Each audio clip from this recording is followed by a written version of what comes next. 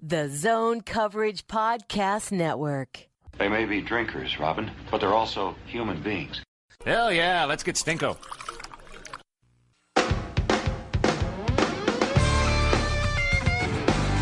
This is the Giles and the Goalie podcast as part of the Zone Coverage Podcast Network.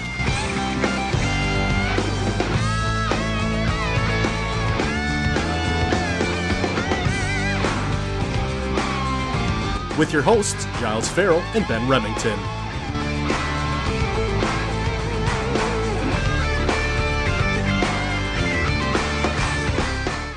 Welcome to the Giles and the Goalie podcast. I am your host, Giles Farrell. That is Ben Remington. Hello. Did you literally turn off your camera so you could lead back in? No. Oh. Was my camera off? Yeah, it came on right when you said hello. Oh, cool. It's a good effect. Yeah, we're practicing some social distancing, and we're also live streaming this wonderfully fine podcast on our YouTube channel, Giles and the Goalie YouTube. So we're trying some new things. This may cut out at some point. It's an adventure for us too. So nothing to add. Oh no, I thought you were going still. Yeah, no, we'll see. We are not hashtag, techies. So we'll see how it goes. Yeah. Yeah, we're back in what it seems like we haven't recorded in roughly 300 years. Yeah. It's only been, they tell me it's only been 9 days, but it feels like 9 years mashed in there. Yeah, there's been no hockey to talk about from the Minnesota Wild standpoint. It's obvious that the NHL is in a pause because of COVID. And yeah, we're going to try to carry on. I don't know, we should have probably went over an agenda for this show. We probably should have planned something, yeah. Yeah, but we don't do that, so... No, we don't. Yeah, I mean, we're, as we said on Twitter at the end of last week, we're still going to go on, do a weekly show, try this, obviously. But yeah, we'll see how this goes. This is obviously off to a train wreck start. Because why would we plan anything? What do we want to talk about? Well, we can kind of give our general thoughts on everything with the state of affairs in the NHL and how it affects the Wild and whatnot. That'd probably be a good start. At some point in the episode, you'll probably see my cats because they're just on a holy terror right now. So they'll probably wander into our podcast. And if you hear something in the background, that is them. But yeah, it's been a rough go of it, I guess, since we've last recorded. Today was my first day of working from home. It was okay. It'll probably get a little old after we talked about this in the office yesterday, where we're kind of better suited to be in our office working. As opposed to being at home, but yeah, and life really came at us quick this week, that's for sure. Sports just went down, everything went down, and you don't really think of the reality of things until you have to start shoveling around things in your own life that are going on, like my wedding had to be postponed for a few months, which not great to do when you're basically in the final month of making plans. So be that as it may, and I don't know, there's a lot of stuff going on with this virus, and I don't want to get into it too much, I guess, but just everyone, please practice good judgment and good social distancing. Yeah, I was just talking to my wife about it, who works in healthcare, and I think we're doing a good job of the whole social distancing bit and trying to flatten said curve. But I think it's safe to say also we're not doing a great job of it. There's a lot of folks that, for whatever reason, can't resist going to the bar. For whatever reason, can't resist large gatherings. I won't even get into the whole spring break thing. But it's not a political thing. It's not a taking sides thing. It's a humanity thing, and just stay home if you can. It really would be nice if we could get this over with quickly, and that's only going to happen if this virus doesn't spread. Right, and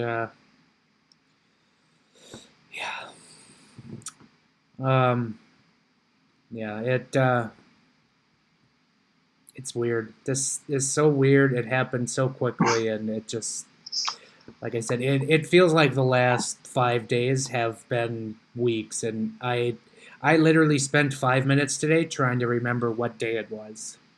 Yeah, no, it's really, for those of us who are, very heavy in the sports world, you kind of, feel around your week based on sports. You've got your hockey on Tuesday, Thursday, Saturday. You've got basketball on Friday, Wednesday, Friday, and Monday, Wednesday, Friday, and kind of mixed around, and football on Sundays and golf on the weekends, and that's just kind of completely out the window right now. It feels like like a spring break when you were a kid, and time was kind of irrelevant. It's kind of what it feels like, but in a really, really boring and stupid way. Yeah.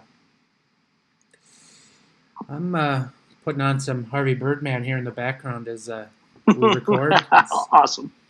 Well, that's fun, and it's been rewatching that here lately, and it's needed. It's really funny. It still holds up, and in this time you need some laughs. I think that's something I am probably guilty of on social media. I've been pretty down at this virus and having to kind of get shuttered inside and reschedule a wedding at the last minute has kind of run its toll on the old noggin. So having some times to laugh is key. And like I, on my way to and from work, or now whenever I just drive or whatever, I have the Johnny Carson channel on the radio, because that's good for laughs. And I found it on Amazon Prime. They've got old episodes on there, so I'm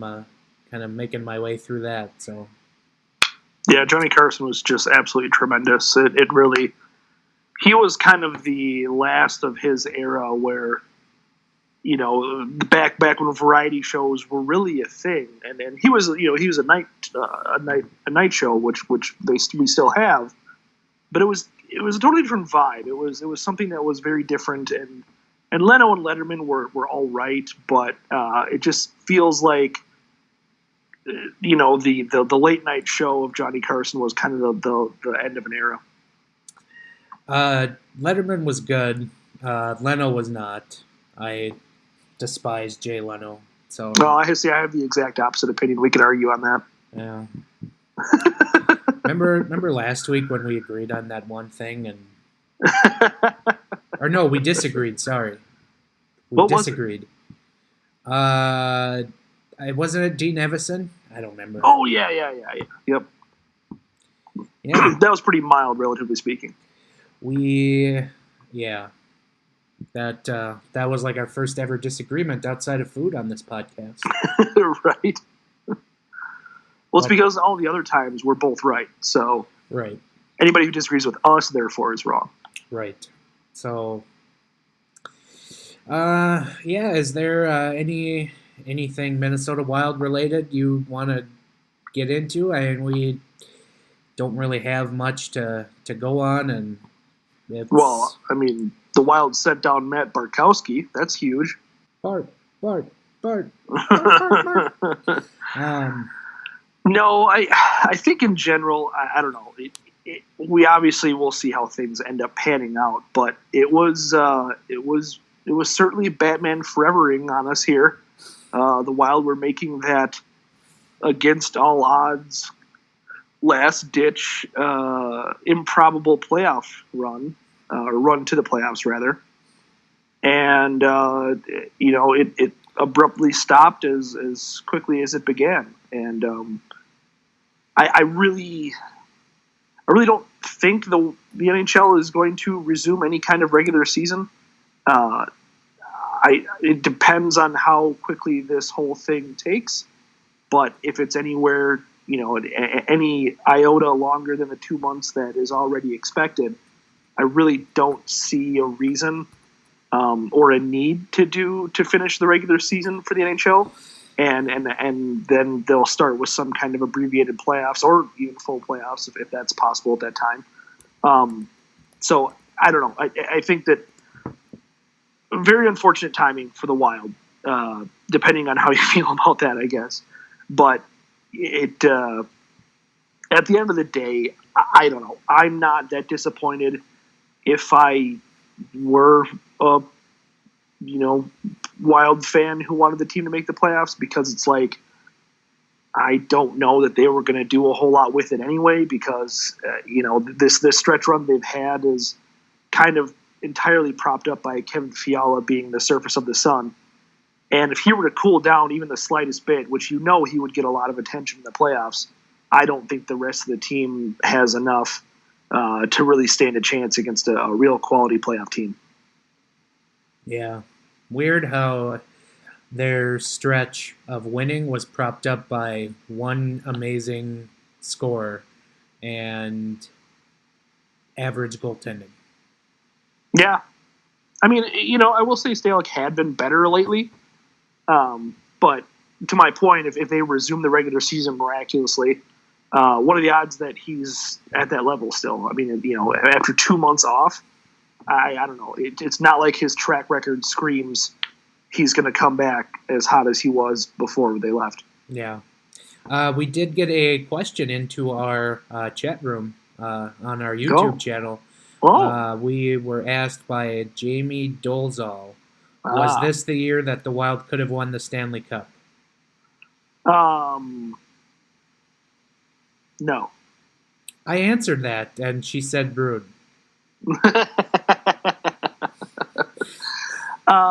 Yeah, I mean, there's a lot of folks that are of the mindset get in the playoffs and anything happens. But that's how they get you. Yeah, exactly. And it's just like, it's not like very, very flawed teams go on Stanley Cup winning runs. And this is a very flawed team. Like, you're propped up by one player and a goaltender who's playing pretty well right now, but his NHL track record is really bad. So I don't know. It's not like that was the likeliest thing. And sure, people want to roll the dice. I get that. But, it's just like the odds were not in their favor. For those watching on the feed, this is Mauer. That's parked right in front of my face. Because I don't give them enough attention during the day. Thank you. Another question into the inbox. What team would you have predicted to win the Stanley Cup this year? It's a good question. And it's not, I don't think it's outside of the realm of possibility that they do have a Stanley Cup playoffs this summer. But I think it's really hard to ignore what Tampa was doing. I think that they were very, very good. And obviously last season they were very, very good. We know how that ended. But I think the disappointment last year in the first round against Columbus, I think that was one of those learning experiences for the bulk of this Tampa Bay team. And I think that they, are still a very dangerous team and still had a lot of pieces to it. They were kind of my, my favorite as we were kind of making our way towards when the playoffs would start soon here. So that's my thought. With 2 months off, who freaking knows what's going to happen now? But had the season continued like it was, Tampa was playing at one hell of a clip. Yeah. Philadelphia had been sneakily good in the last 2 months. I'm not saying like they would win it all, but they were kind of like my dark horse, like odds pick to make a run for it. But I mean, I would have gotten behind the Knights. For sure. With that goaltending that they had, and it felt like they were finally, I shouldn't say finally hitting a stride, but they just probably would have been the good pick when you get guys like Stone and Pacioretty back off of injury. They weren't expected to play against the Wild in that game that got postponed, but right. Yeah, so I probably would have went if I was making some wagers, I probably would have went Knights because I think they were the odds favorite, and then I probably would have picked the Flyers as my dark horse. Hey, Money Puck was all over the Flyers. I don't know. That's true. What formula exactly they were using, but they literally had the Flyers as Stanley Cup favorites in their last projection model. So. Yeah, they were big on the Blues last year, if I remember right. Yeah. I mean, and they're similarly big on the Wild. They had the Wild as very likely to make the playoffs, and before the season abruptly ended. So take that for what you will. Yeah.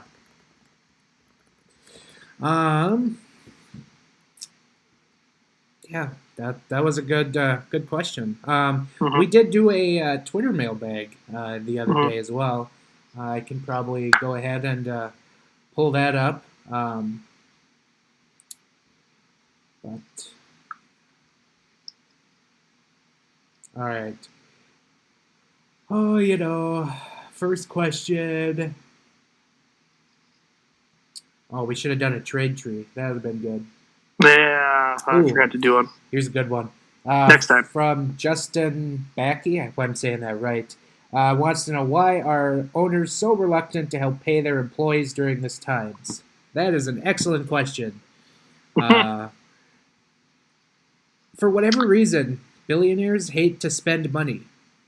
They hate to spend money on what seemingly like the very least expensive thing that they could. Like, for instance, paying their employees. Yeah, yesterday the Wild came out and said, yeah, we're going to step up and we're going to pay our employees. But if you read the bulletin, the players were the ones who stepped up and said that these people need to get paid. And the players are the one who seemingly are contributing more to this than the team, which just kills me. Because Craig Leopold is worth something like $3 billion. We're talking pocket change for him to pay these employees. Just pocket change. I also thought it was very interesting that they were very matter of fact with saying that it was 6 games remaining on the schedule. And we're kind of assuming those 6 games are lost. Now, like I'm saying, I don't think they're going to finish out the regular season. So they were like, yeah, we're going to cover these employees' salaries for the remaining 6 games that would have been on the schedule. And it's like, okay, but I don't think the Excel is hosting any of their events right now. And those people probably work at those events. Yeah. I mean, I'm sure that, Celine Dion isn't going to foot the bill for every usher that would have covered her tour across America. But it seems to me like the primary tenant of those arenas being NHL teams, especially here, the only tenant of that arena being the NHL team, could probably do a little bit more than pay people 6 games worth of revenue when they're going to be out of a job for likely months. Yeah. And the fact that the players are footing the bill on this is just silliness. But when you get to that level of rich, I'm not defending it. I'm just explaining why it happens like this. When you get to that level of rich, your sense of reality, I think, is probably so effed up and diluted that everything is like a return on investment kind of thought process. Like, yeah, I can, dump $1 million into the salaries of all of these people that work for me on a regular basis, but what am I getting back from that? How am I going to make money off of that? Like, they kind of see it as just lighting that money on fire. Instead of something humanitarian or something like a tax write-off, which they usually love, but I don't think they can get a tax write-off for this kind of stuff. So I'm sure that's the thought process. There's no ROI on this. Why would I do it? Or just wait around for, people less rich than you and multitudes to do it like the players are. So yeah. Justin had also asked, who would be a reasonable or ideal one center next season for the Wild? Poof, those do not grow on trees. Ideally, the answer would be you hope that Eric Stahl can play at a level still where he can produce like he did for the last, 3 seasons, I guess last year, maybe less so. But I don't know that they can go out and get one. It's just not that easy. So I don't know. I don't have a good answer for that. We'd kind of thrown around some names like Nikas out of Carolina. There's Dumba trade rumors for him, and that's the kind of guy. Or people throwing around Vinny Trocheck. Not that that's necessarily a first line center, but I don't know. I don't think that there's that's going to be a problem that's going to stick with the Wild for a little while now. I don't think that they're going to be able to fill that hole, even with Koivu's money coming off the books and having dealt Zucker and whatnot. I just don't know that they're going to be able to do. Yeah, and the free agent. No, there never is for first line centers. I mean, right. you get your occasional like John Tavares type, or when Steven Stamkos was a free agent for 47 minutes years ago. And that's it. And would expect to sign those. There's not a lot of Minnesotans out there that are first line centers, so they'll bring any of them in. Yeah, no, I have to agree, and I would like to take a swing on a Martin Nikas, and just see what happens. Seems he's got kind of a very high ceiling that he can hit, and I would be very in for taking that, but we'll see, I guess.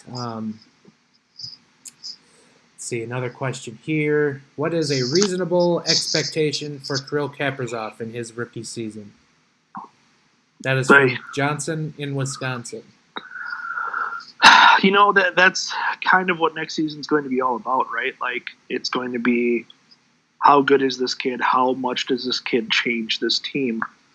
And I don't know. I think you're allowed to be a little disappointed if he's under the 50-point mark. But I think at the same time, anything over that, I think, is probably gravy for a kid who's, virtually never stepped foot in North America other than a couple of international tournaments. Like, it's a totally different deal. And he's played in Russia his whole life, and then international stuff his whole life. He's never played Canadian juniors. He's never played the AHL. He's obviously never played the NHL. Like, it's an adjustment, I'm sure. And so Wild fans need to kind of plan for that a little bit. They need to kind of, not expect the world out of this kid. The Wild aren't going to win the division next year simply for the fact that Kirill Kaprizov is on the team. It's just very unfair expectations to put on him, I feel like. Could it happen? I mean, yeah, in the most insane dream upon dream scenario, sure. But I really think that you need to kind of manage your expectations a little bit on him and just kind of hope for, some flashes and maybe some production and just hope for the future. I would say I'm just thinking probably I'd say maybe 50 to 55 point season is a Right. reasonable expectation. Mhm. Um, and he's outperformed some notable players who've played in the KHL and then come over to the NHL. So I have to believe that that's kind of should be what you should expect. And as you said, anything more is just gravy after that. Mhm. Um, but yeah, obviously he'll probably be there'll probably be a little bit of an adjustment period for him. So don't fly off the handle in October, November if he struggles just a little bit out of the gate, because he will need a little bit of time, and we don't need those overreactionary think pieces in November. Is Kirill Kaprizov overrated? My column. Like it goes, your happiness is determined by your expectations minus reality. And you can only control one of those things, your expectations. So you need to lower your expectations if you hope to have any level of happiness together. I tell my wife this all the time. I mean, it's a simple formula. Yeah. Pete L has joined in our chat. It says, y'all are the suck. I wish I could disagree. I put him on timeout. It's tremendous. Anyway, back to the mailbag because that just distracted me. Johnson also asks, who is your preference of UFA goalies this summer and why? It's a good question. It's really hard to not like what Robin Lehner has done this year. Yeah. And you think with his, he doesn't have a awesome last couple of seasons, and you think that seems a little. You think that kind of brings his price down a little bit. So, he might be a guy that I would be interested in getting. I hesitate to say a guy like Braden Holtby or Corey Crawford because those are great names, right? But the level of performance, especially this season, especially for Holtby, he was great until this year. It kind of scares me a little bit because you're going to pay a lot for big name guys like that. And I just don't, they're obviously on the wrong side of 30 and I just don't, I don't know. That kind of scares me more than taking a chance on a guy like Lehner, who's been very good and isn't necessarily that marquee name that you're going to shell out a long term for. Honestly, the money is even less important than shelling out a long term for a goalie like that. You know who the Wild should absolutely take a flyer on, just for like maybe 1 or 2 years, is Anton Khudobin. Yeah, he's been very good. The guy was a Wild prospect at one point before he became kind of a journeyman. Draft pick in 2004 by the Minnesota Wild. Isn't that wild? How dare you? Didn't mean that on purpose, but it's weird how that works out. Goalies are just, as we're seeing with Devin Dubnyk, unfortunately, and kind of as we're seeing with Alex Stalock in the complete opposite way. Goalies are weird, and as I talked about last week, kind of referencing Dubnyk, the line between being a really, really, really good NHL goalie and being a really, really, really bad NHL goalie is very, very thin. And obviously, Khudobin has found something that works for him and is playing extremely well. So it's all a matter of just trying to catch that lightning in a bottle a little bit. Yeah. Anton Khudobin has a ridiculous 930 save percentage this year. Yeah. And I don't think anyone's going to step up for a 34-year-old goaltender, so that's why I have a little bit of optimism that he can be had for a decent contract if the Wild are maybe looking to kind of put a stopgap in goal. Yeah. Mm-hmm. Next question is, Morpheus from the Matrix wants to know, while we are quarantined, isolating ourselves, what's your favorite show to watch during this time? Anybody who knows me closely is probably having a good chuckle about that right now. I don't watch drama TV shows or movies because essentially my anxiety will not allow me to. So, I just end up watching a lot of Food Network, which was not very different than before sports was canceled. So I don't know. I've tried to branch out a little bit. I've tried to watch more of the like documentary type shows. I want to actually learn something, and since I can't really watch dramas, I want to get something out of the shows that I'm watching. Like when I watch food shows, I learn things.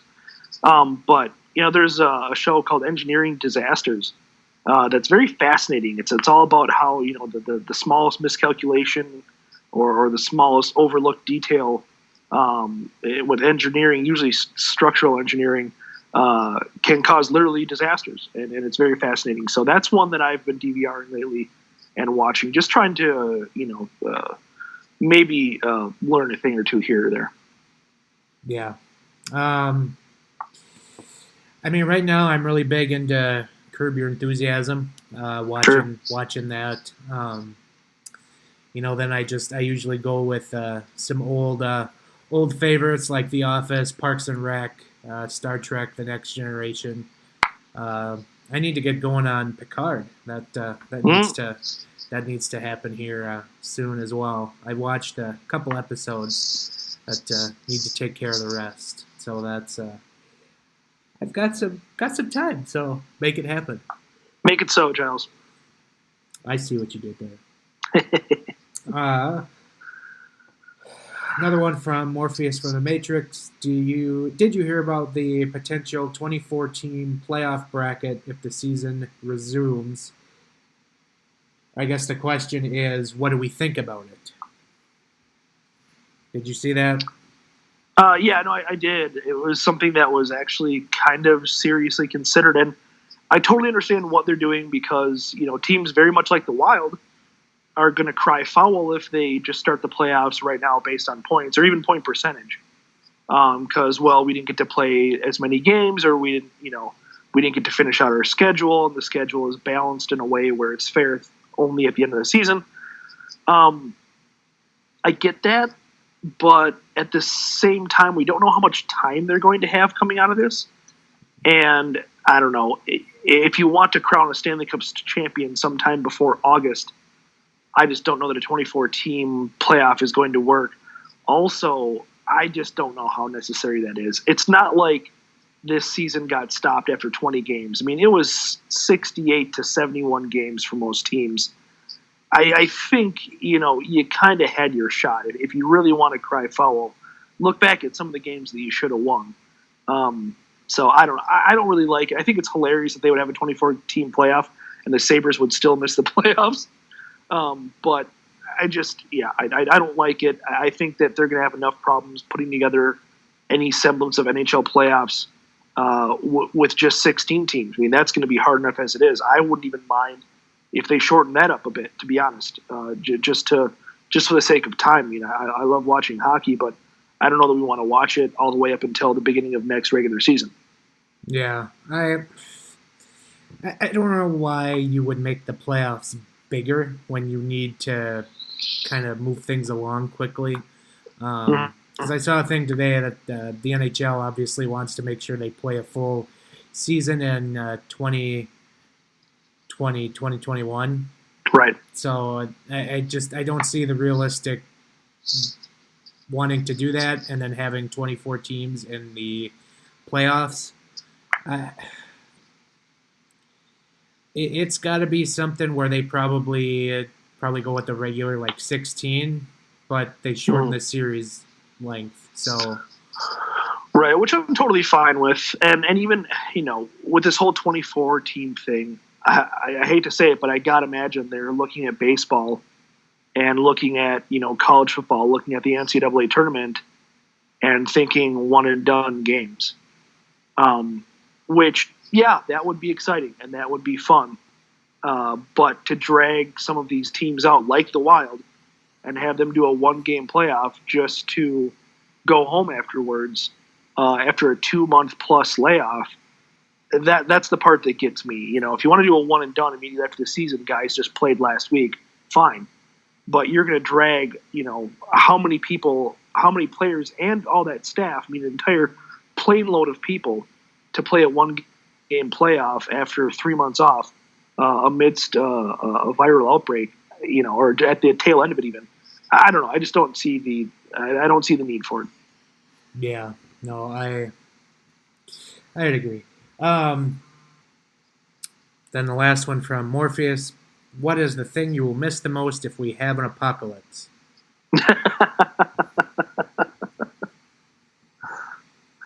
Well, apparently it's sports on TV, right? Yeah. Like, that's the thing that's made this whole thing completely unbearable is not being able to watch any sports whatsoever. Like, right. That's clearly what we're missing the most right now. I don't know. There's a lot of things that go into the sense of normalcy with the world. It's going out to eat with friends. It's watching sports, you know, and having a vested interest. It's freedom. I mean, you know, not to sound like some kind of corny parody account or something, but you know, being able to do what you want to do, that's life, and making your own choices and having fun the way that you like to have fun, and choosing the different ways to do that's what life is all about. And so, yeah, that, you know, having some of our freedom taken away from us right now, with no sports and limited entertainment other than, you know, the pre-recorded stuff that we're getting, and not being able to gather, it's tough. And so that's obviously, that's something we're missing already, and that's really, you know, what life is all about. Yeah. I'm still mourning the loss of the Masters.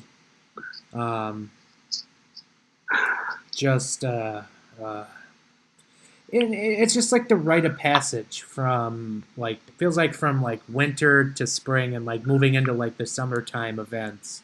Yeah. It's kind of like the handing of the torch, and also it's probably my favorite golf outside of the Ryder Cup every 2 years. Sure. To watch, mainly just because Augusta's just so scenic. Mm-hmm. So I am sad about that, but yeah, watching sports has been very missed, and I'm probably going to miss like just working in an office during this. So mm-hmm. I'll miss that. Yeah, we have to, you know, play games on Twitch to fill our sports needs. So, yeah. All right. Next question from Matt Rostolen. I think I said that. Hopefully I said that right. Susie will be a UFA this summer. How much do you think his contract should be? I don't know. Are you a Patreon to Evolving Hockey? Yes. That'd be a good place to look. I kind of estimated. I just guessed. I haven't looked at their contract projections yet here in the last couple days since they published, but I think Susie probably would come in some kind of a bridge deal, 2 years for like $750,000 cap hit per year.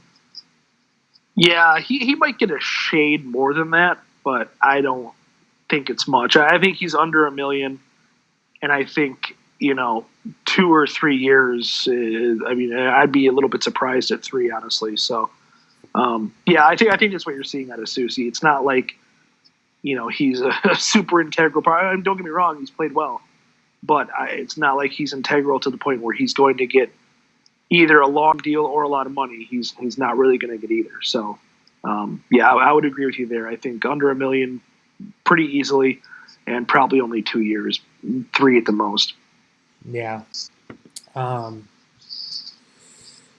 If Susi signs for a different team, do you still trade Brodin or Dumba? I think if it's, again, the right deal, there's no pressure to trade those guys.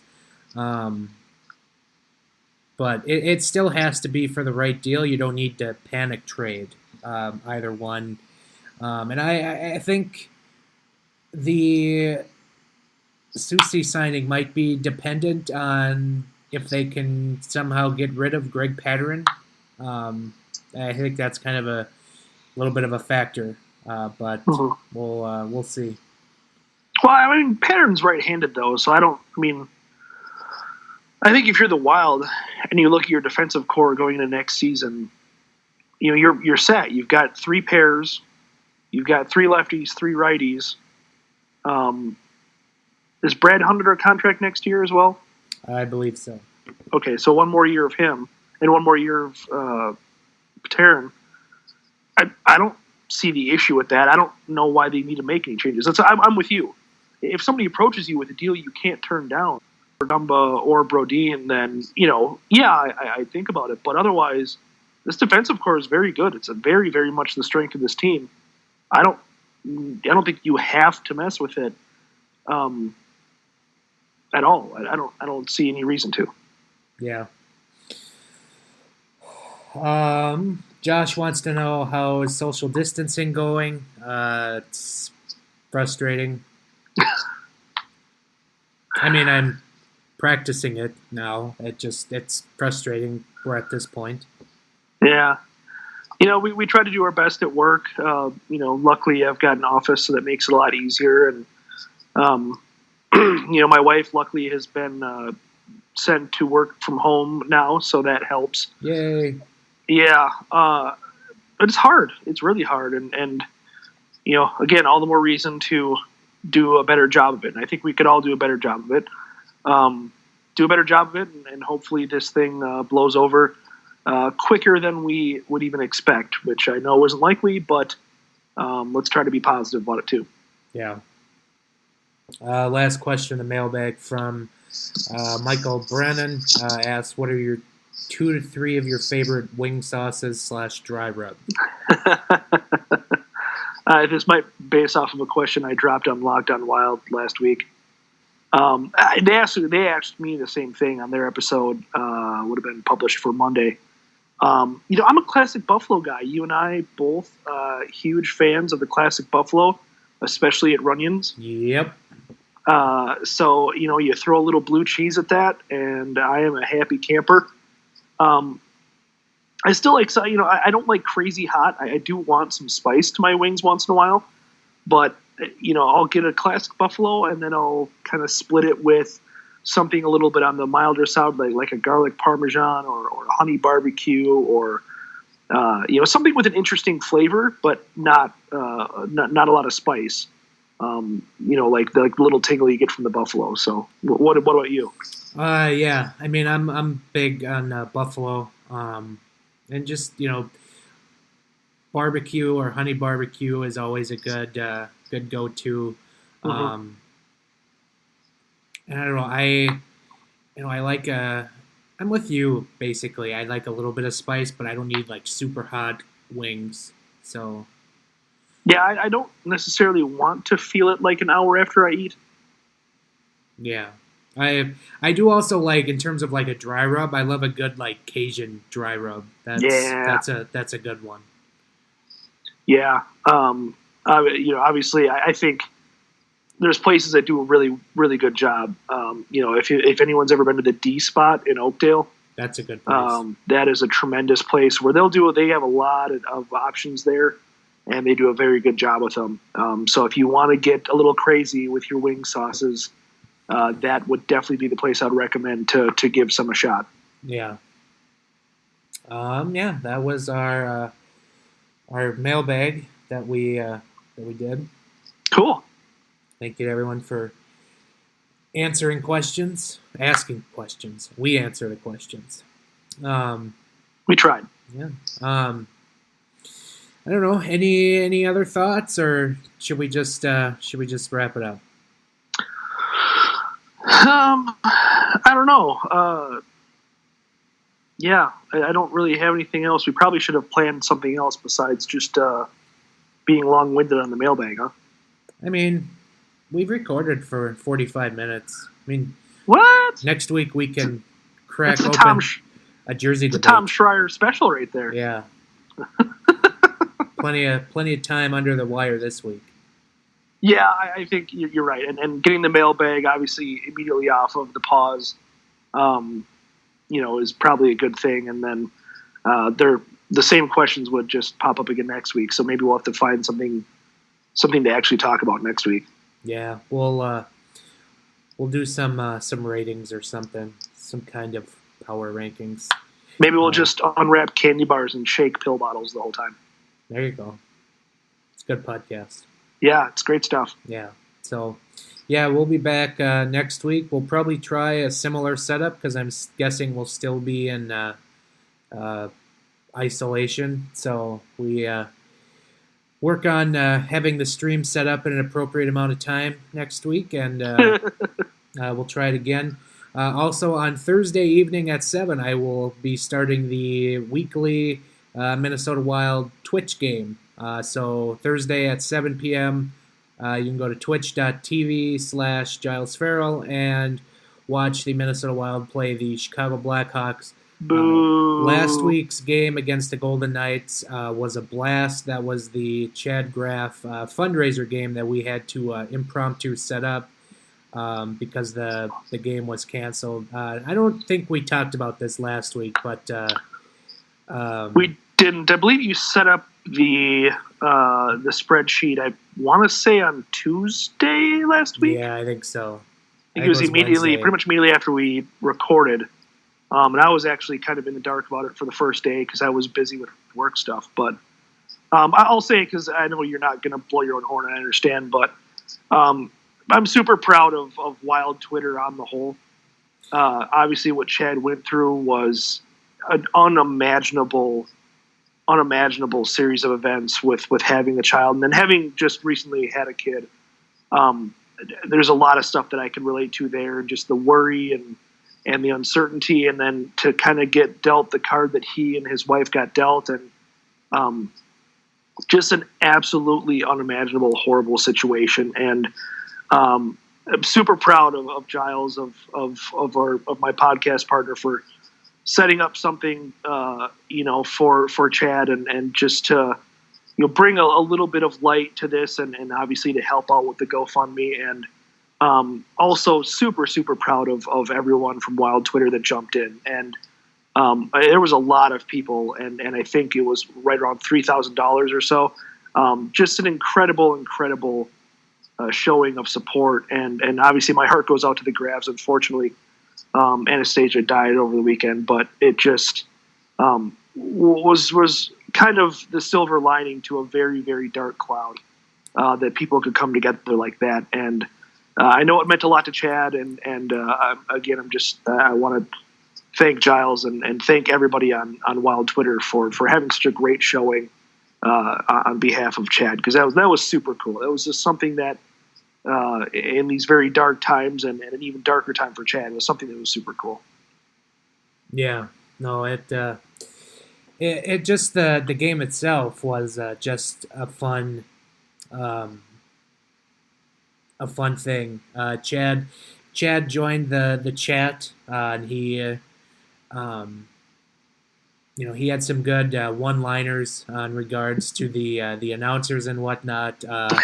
And it was I tried to set it up to be as realistic as possible, but it's a video game, so there's only so much I can do to make it realistic. But it was very on brand that the Wild get up 5-1, and then they give up like 3 goals in the third to make it 5-4, and they were just barely hanging on at the end. So it was a very on brand hockey game. Yeah, that really could not have gone better for the amount of people that donated based on goals and saves by Stalock. Yeah. The Knights end up with almost 50 shots on net, and the Wild score 5 goals. So there was one guy who he kind of had to cap himself because his donation was the number of the first star of the game plus the number of the second star of the game, and the first star of the game was Brad Hunt.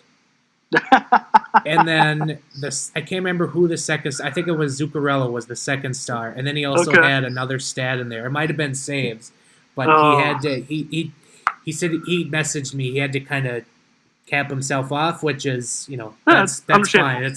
It was all based on donating what you're comfortable with. So sure. And nobody expected Brad Hunt to be the game's first star, so it was a good donation and thought. Yeah. Yeah, that was super cool. I couldn't be more proud of everybody involved. Wild Twitter is just it can be a weird place sometimes, and there's certainly some times where you're not proud of it. But that game on Thursday was very much a time to be proud of it. Yeah, so that was fun, and we're gonna just keep doing it here for the duration of this pause, and just something fun we can do, just to kind of have a little bit of normalcy in this time. So we can call it a show. Thank you to everyone who watched via our YouTube stream. Thank you to those for listening to this otherwise fun podcast on whatever platform you listen on. You can follow us on Twitter at Ben Remington, at Giles Farrell. Our podcast, has a Twitter at GATG Wild Podcast. If you're looking for our YouTube channel, just go to YouTube and search Giles and the Goalie. We're probably going to do some more of these live streams while we're in the isolation chamber.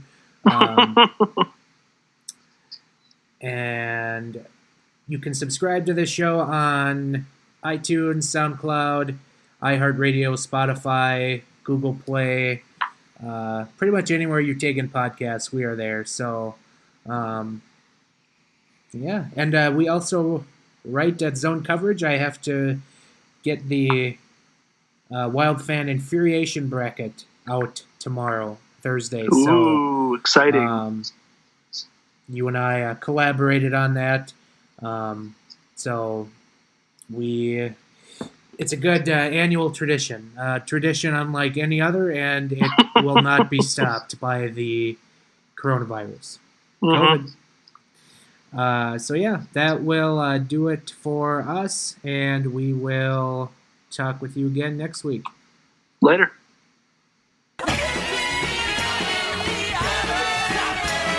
Thank you for listening to another episode of the Gill and the Goaltender podcast.